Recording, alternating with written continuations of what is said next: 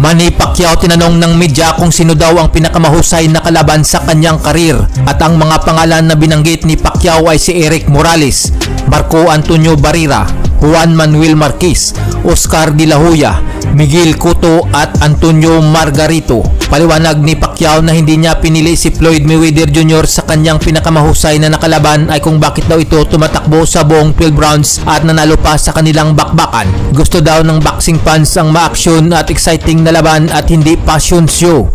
Naglaban noong 2015 sina pambansang kamao Manny Pacquiao versus Floyd Mayweather Jr.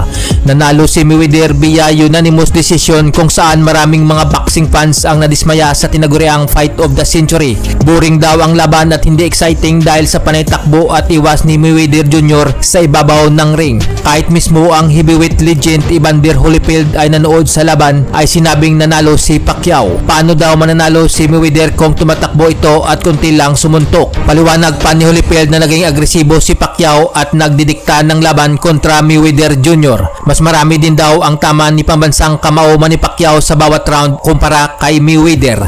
Ang labanang Manny Pacquiao kontra Floyd Mayweather Jr. ay isa sa pinakamalaking kita ng pira sa kasaysayan ng boxing.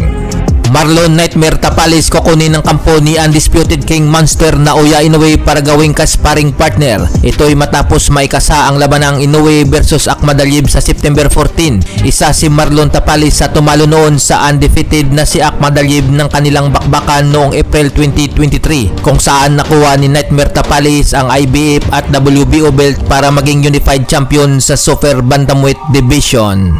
Dating middleweight at light heavyweight champion Bernard Hopkins suportado ang 8th Division World Champion Manny Pacquiao na manalo kontra Mario Barrios. Dagdag pa ni Hopkins na isang B+ fighter si Barrios at naniniwala ito sa kakayahan ni pambansang kamao Manny Pacquiao na talunin si Mario Barrios. Lamang daw si Pacquiao sa bilis at experience pagdating sa ibabaw ng ring. Patuloy pa ni Hopkins na kayang talunin ni Manny Pacquiao si Barrios sa pamamagitan ng desisyon. Mahihirapan naman daw si Pacquiao manalo via stoppage kung saan malaki at mas bata ang champion na si Barrios. Si Bernard Hopkins ay isa sa pinakamatandang nanalo ng world title sa edad na 49 years old sa kasaysayan ng boxing.